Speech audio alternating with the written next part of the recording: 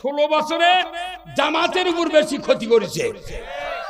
এখন জেলখানাতে আমি খবর নিলাম, জেলখানার এক পুলিশ, আমার এক আত্মীয় ঢাকা, আমার এক মামা, তাই তদন্তসি। আমি বললাম, মামা জেলখানার কি খবর? এখন তো ওনার বড় বড় নেতা জেলত গেছে। তে বলছে ওরা এখন ভেতরে ঝগড়া করে। কি ঝগড়া? বলে যে ঝগড়া করে পলক মন্ত্রী কয়নু যে তুমি আসলে তথ্যমন্ত্রী, তুমি তো ভোটার দাঁড়ালে চকিদারেরও ভোট পালে, তোমার শেখ হাসিনা তথ্যমন্ত্রী বানালো আর তুমি খালি জামাতের বিরুদ্ধে কথা শুনালে আমাকে। এই শেখ হাসিনা কয়েকা তুমি না জামাতের লোক ফাঁসি দেওয়ালে, তোমার কারণে তো এটি আসা লাগলো। এই কথা কন না। আর সালমান এফ রহমান বলিচ্ছে আইনমন্ত্রী যে তুমি আইনমন্ত্রী আছিলে, যে তুমি এই বেআইনি কাম করলে।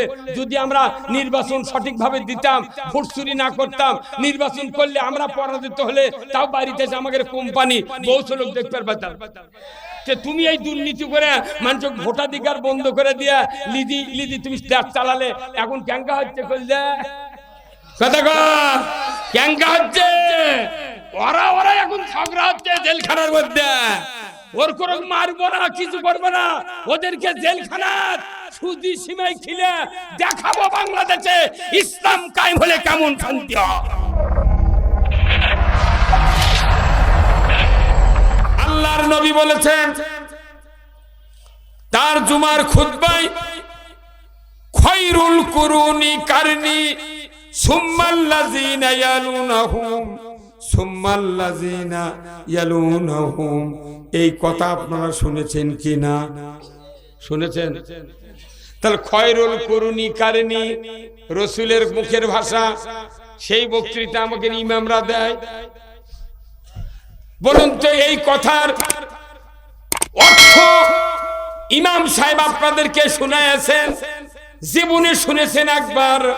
বলুন তো একটা লোক হাত তুলে দেখান। হ্যাঁ, তাহলে ওটি পাঠ করলো, মুক্তাদিক শোনালো না, তাহলে এটা কতখানি গোপন রাখলো? খায়রুল কুরুনি কারনি, রাসূল নিজে বলছেন আমার যুগ হলো সোনার যুগ, সেরা যুগ। আল্লাহু আকবার। রাসূলের যুগ কি যুগ? সোনার যুগ, সেরা যুগ। রাসূল খুতবাতে এই কথা বলেছেন। তাহলে ওই কথায় আমাদের দেশের মসজিদের ইমামরা তারা ওই কথা বলে খায়রুল কুরুনি কারনি। আচ্ছা, রাসূলের কথা নিয়ে এসে আমরা মসজিদে খাটালাম ভালো, কিন্তু একটা কি মুক্তাদি কোনদিন লাফে উঠে আমরা বলেছি হুজুর রাসূলের যুগ সোনার যুগ, আপনার যুগ কি সোনার যুগ? হ্যাঁ, রাসূলের যুগ ছিল সোনার, আর আমাদের বাংলাদেশের যুগ হলো লোহার। লোহা দিয়ে গুলি বানাও, গুলি করো। এই কথা কোন না? রাসূলের যুগ দিয়ে সোনার হয়েছিল, ওখানে সুদ ছিল না, ঘুষ ছিল না, চুরি ছিল না, জেনা ছিল না, কোনো দুর্নীতি ছিল না, কোনো অন্যায় ছিল না, জেনা করার মতো কেউ সাহস পায় না।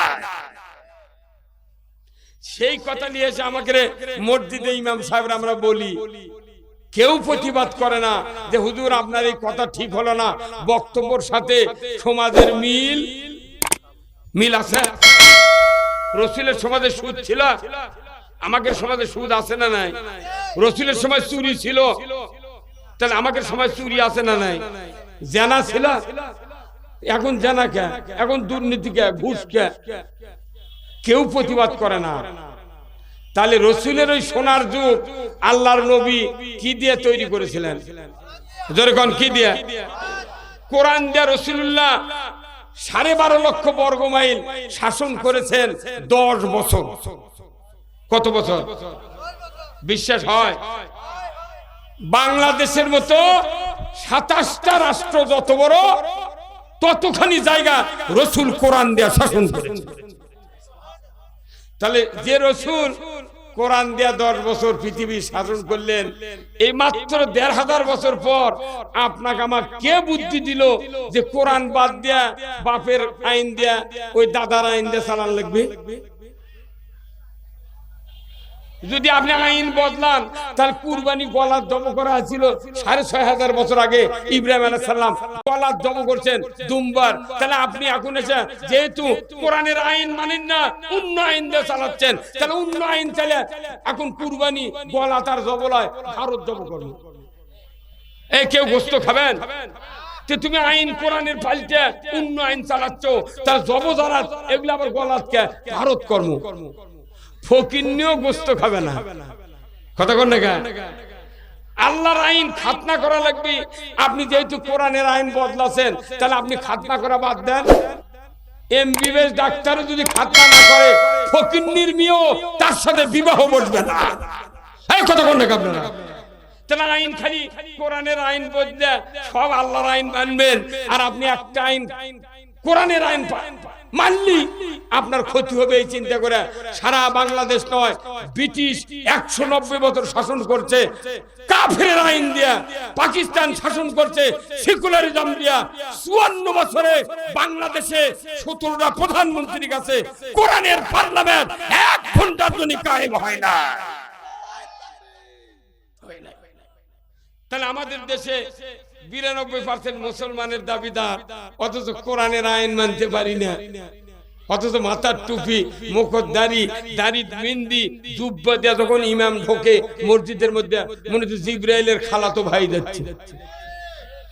কিন্তু মসজিদে বসে খয়রুল কুরুনি কারিনীর কথা একদিনও বলি না। না বলার কারণে বাইতুল মুকাররমের ইমাম পালায়া যেতে বাধ্য হয়েছে। বাইতুল মুকাররমের মসজিদ কতদিন আগে তৈরি হয়েছে। যে মসজিদের ইমামগুলা ইমামতি করেছে, তারা কোরআনের আইন কায়েমের জন্য একদিনও বক্তব্য দেয় না, যার কারণে তারা পলাতে বাধ্য হচ্ছে, পলে গেছে। কাফিলউদ্দিন সরকার ছিল, তাই বলেছে শেখ হাসিনা জান্নাতি। তে জান্নাতি লোক পলাবি কে? কথা কোনে গা? তুমি জান্নাতিতে পলাছো কে? আমারই আপনাকে উত্তরবঙ্গের জয়পুরহাট জেলা চেনেন না? জয়পুরহাট জেলার আগে এমপি বলেছে হযরত শেখ হাসিনা। ভাই ঘুম পাড়িচ্ছেন নাকি? কথা কোন আপনি? না রেকর্ড করলে মানে এই দিক টাকার লাগবে, কথা ঠিক কিনা? হযরত শেখ হাসিনা। এই যে আমি যে কত দূরে এসে বক্তৃতা দিচ্ছি, প্রায় 200 কিলো দূরে, আমার নামের আগেও হযরত নাই। কোন মুতাল্লি বলেনি হযরত ইমাম সাহেব। আর ওই এমপি কি তেলবাজি করছে, হযরত শেখ হাসিনা। তার মানে কি মিয়া মানুষকে হযরত করতে, তাহলে বোঝা যায় উনি কি তেল মারিছে। তেল মারা মারা বাংলাদেশ একবারে গোল্লাই নিয়ে চলে গেছে। গত 16 বছরে 15ই আগস্ট কত পালন হচ্ছে। বাগমারা রাজশাহীর এক ইমাম তার টাকা দিয়ে দোয়া করবার বলেছে। ওই ইমাম এখন বলেছে, মাবুদ বঙ্গবন্ধুকে যারা সপরিবারে হত্যা করেছে তাদেরকে জান্নাতুল ফেরদাউস দিয়ে দাও। আমার মতো লোক যদি থাকতো, ওই ইমামও মাটি খুঁড়ে পুঁতটি দেন হইনি। আওয়ামী লীগের লোক দোয়া বোধনে দেখা বাঁচিয়ে থাকে। এইবার ইসলাম বাংলাদেশে কায়েম করতে হবে, কোরআনের পার্লামেন্ট কায়েম করতে হবে। কারা কারা পার্লামেন্ট কায়েম করবেন? দুহাত তুলে আল্লাহকে ডাকা। লিল্লাহে তাকবীর, নারায়ে তাকবীর। আল কোরআনের আলো, আল কোরআনের আলো, কোরআন হাদিস যেখানে দুনিয়ার মুসলিম, বাংলার মুসলিম, লিল্লাহে তাকবীর। বাংলাদেশে দাড়ি, টুপি, জুব্বা, জিকির, আজকার, মাদ্রাসা, মসজিদের অনেক বক্তব্য হয়ে গেছে। এখন একটাই বক্তব্য, এখানে ইসলাম প্রতিষ্ঠিত করতে হবে। আমাদের দেশের একটা ঐতিহ্য হয়ে গেছে মসজিদ প্রতিষ্ঠিত করা আর মাদ্রাসা প্রতিষ্ঠিত করা, আর মাঝখানে ইসলাম গুঁড়ো করা। ইসলাম যদি বিজয় হয়, এই মাদ্রাসাগুলি হবে সরকারি, মসজিদগুলি হবে সরকারি। তুমি মডেল মসজিদের ইমামের বেতন দিতে পারো, আর সাধারণ মসজিদের ইমামের বেতন দিতে পারো না, কি বৈষম্য তুমি খাড়া করেছো। যদি টাকা বাংলাদেশের কম হয়, আমরা যমুনার অর্ধেক বেচে দেব। হ্যাঁ, 60 বছর হলে ইফতেদায়ী মাদ্রাসা মঞ্জুর হয়নি, শত শত আলিম ওলামা মারা গেছে, বিল পায়নি, কথা কোন না।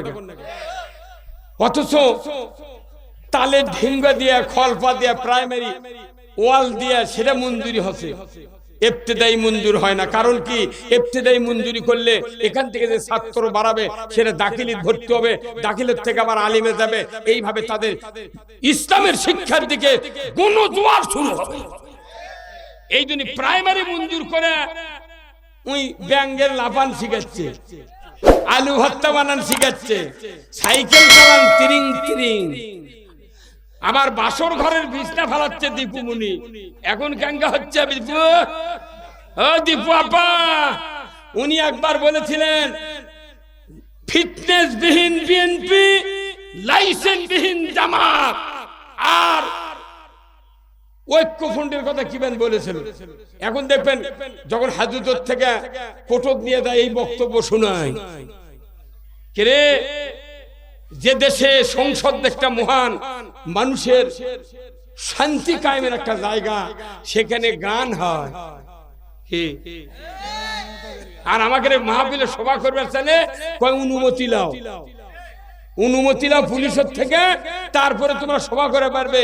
তাহলে জনগণের থেকে তুমি অনুমতি না নিয়ে কৃষক সংসদে মমতাজ গান কভার করলে, হ্যাঁ কথা কর।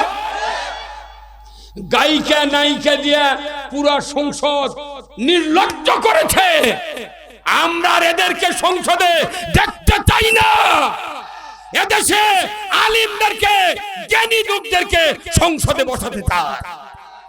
আমরা সব দেখেছি, স্বাধীনের পর থেকে 17 জন প্রধানমন্ত্রী গেছে, একটা প্রধানমন্ত্রী নামাজ কায়েমের আইন কায়েম করে নাই। কি করে আজকে বাংলাদেশ, এই দিনাজপুর বিশাল একটা জেলা, এত বড় ধান উৎপন্ন জেলা বাংলাদেশের কোথাও নাই।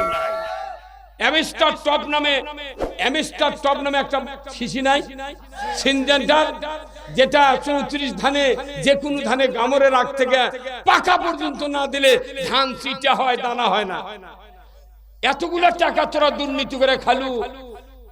1630 টাকার অ্যামিস্টার টপের যদি মুঠ ভর্তুকি দিয়ে 500 টাকা বোতল করতে, এদেশের মানুষ 3 বারের টাকা 4 বার ধানত দিত ওষুধ।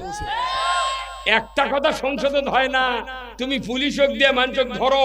তোমার এইবার ভারতের যে গেছো, কিয়ামতের আগ পর্যন্ত বাংলাদেশে ফেরার ক্ষমতা হবে না। আমরা এদেশে ইসলাম বিজয় করতে চাই।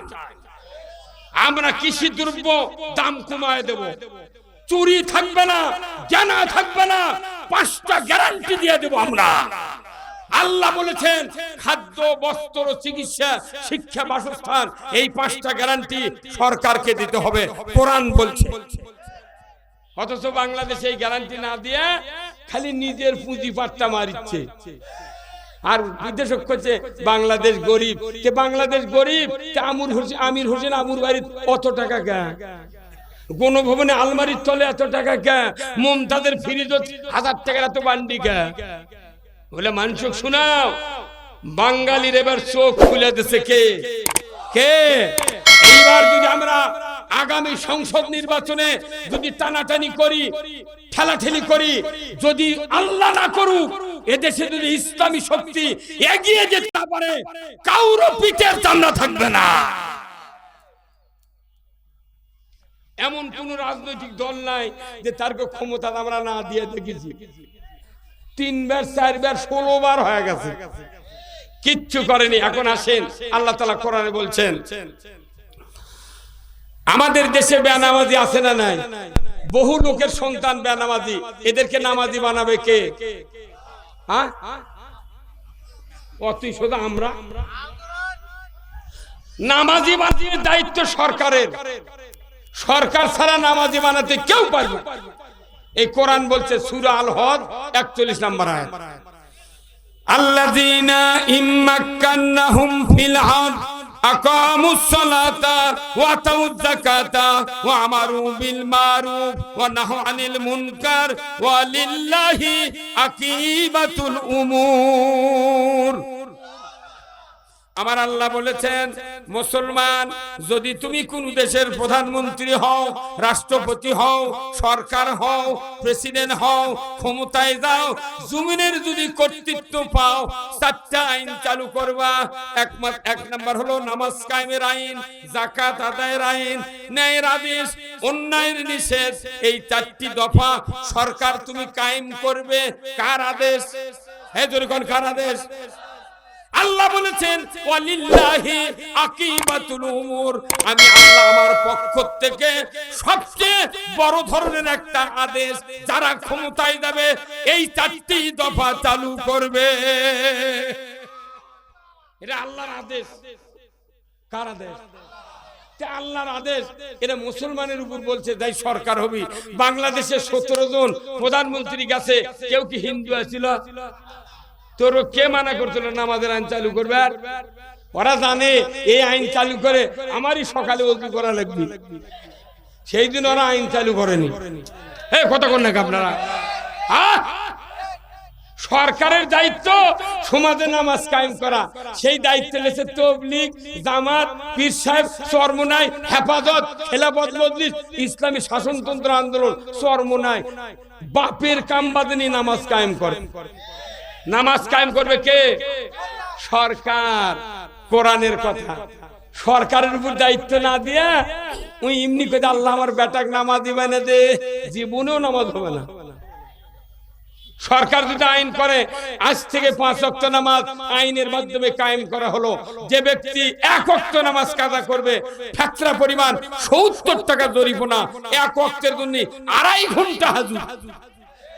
ইমাম সাহেব, মুয়াজ্জিন সাহেব, আপনাদেরকে দায়িত্ব দেওয়া হলো, আপনারা আগামীকাল 8টার মধ্যে দিনাজপুর সদর থানার ওসির কাছে বেনামাজির তালিকা দিয়ে দেন। 4:40 ফজরে আযান, 3:45 থেকে বেনামাজির স্ত্রী, বেনামাজির বাপ মা সন্তানক ডাকবি, বাবা ওঠে। আইন হচ্ছে দেশ, তুই 1400 যাবো না, জরিমানা দেবো, কি করবো ক? যদি জরিমানা দিবার পারিস ডেলি 420, আর ডেলি যদি 15 ঘন্টা হাজত খাটবার পারিস তাহলে শুয়ে থাক। যদি না পারিস তাহলে ওযু করে মুয়াজ্জিনক ডাকেলে মসজিদ যা। এই কথা কর, আযান লাগবে না, মানুষ এমনি জুম্মাত যাবে। এই আইনটা কায়েম করা সহজ না আমাদের জন্য বক্তৃতা দেওয়া সহজ? হ্যাঁ, কথা বল না। আইন হলি নামাজ এমনি কায়েম করবে, আল্লাহর কথা, আল্লাহর আইনের কথা কলি। কেউ কেউ কয় হুজুর তখন রাজনীতি শুরু করলো। তুমি যদি দোজখত যাবার চাও তাহলে তুমি রাজনীতি করে দোজখত যাওয়া লাগবে। যদি জান্নাতে যেতে চাও রাজনীতি করেই জান্নাতে যেতে হবে।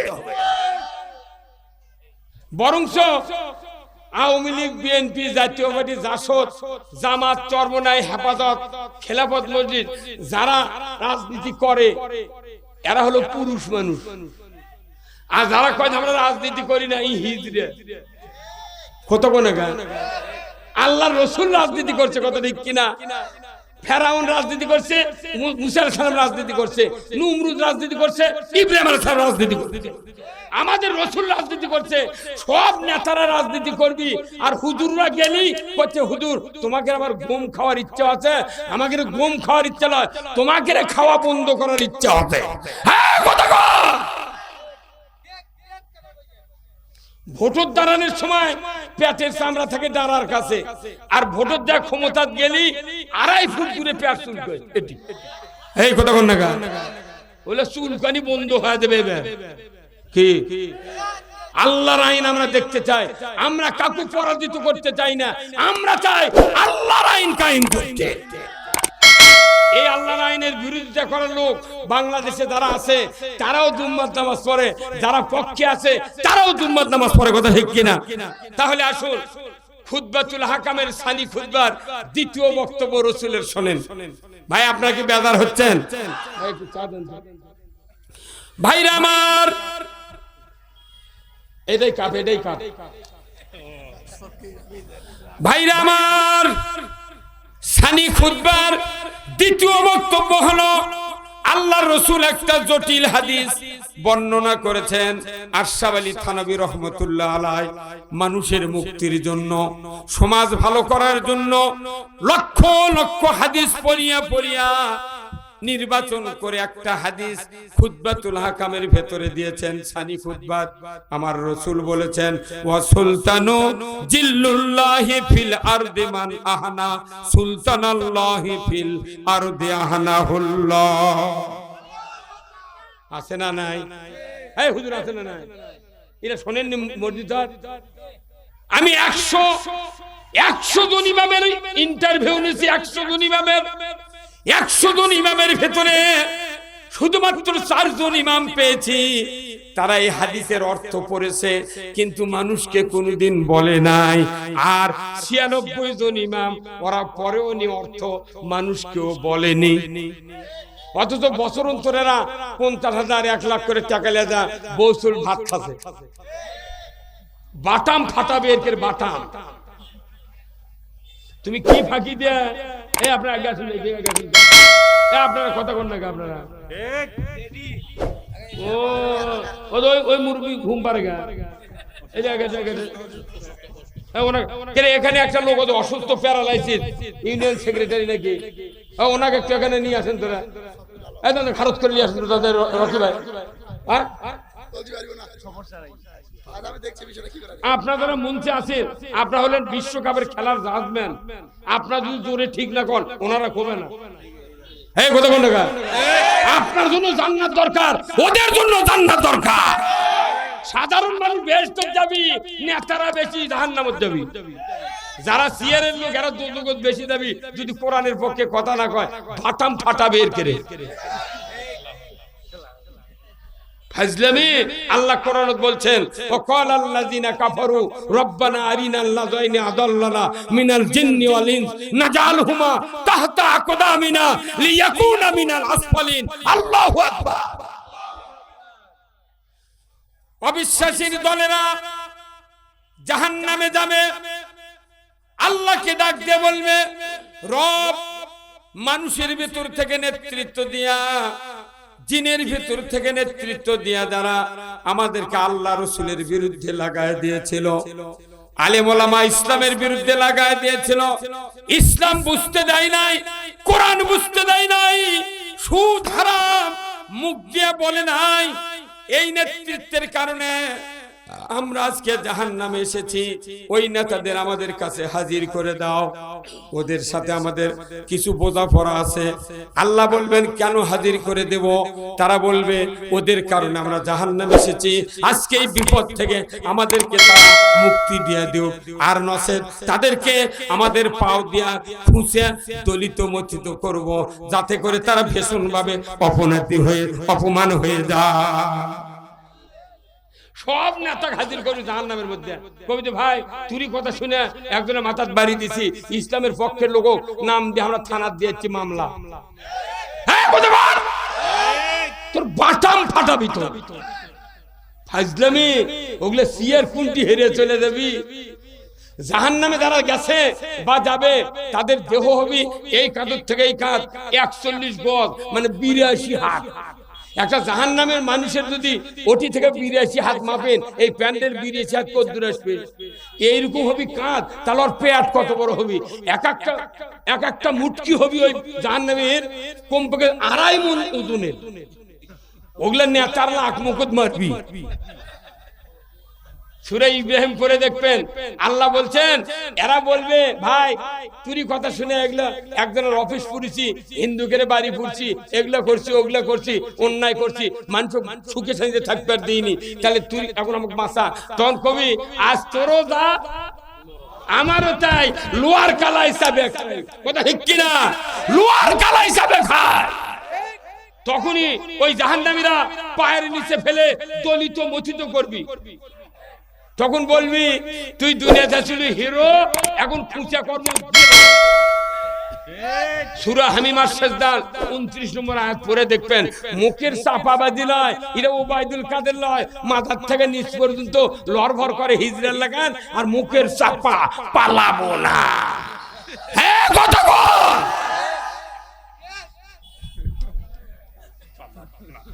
এটা কার কথা? কার কথা?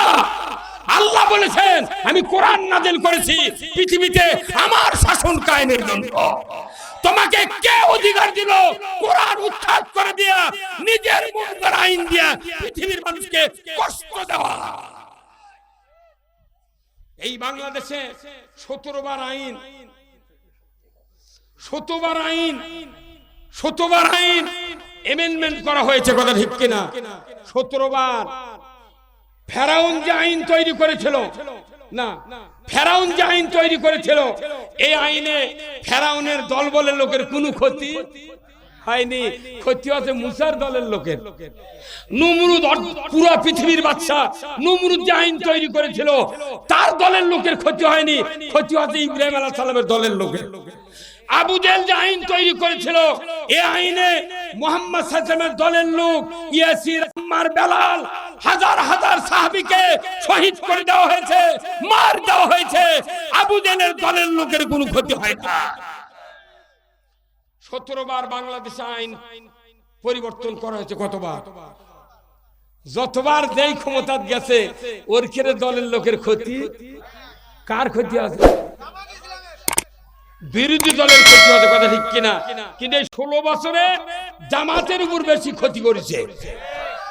এখন জেলখানাতে আমি খবর নিলাম, জেলখানার এক পুলিশ, আমার এক আত্মীয় ঢাকা, আমার এক মামা, তাই তদন্ত ওসি, আমি বললাম মামা জেলখানার কি খবর? এখন তো ওনার বড় বড় নেতা জেলত গেছে।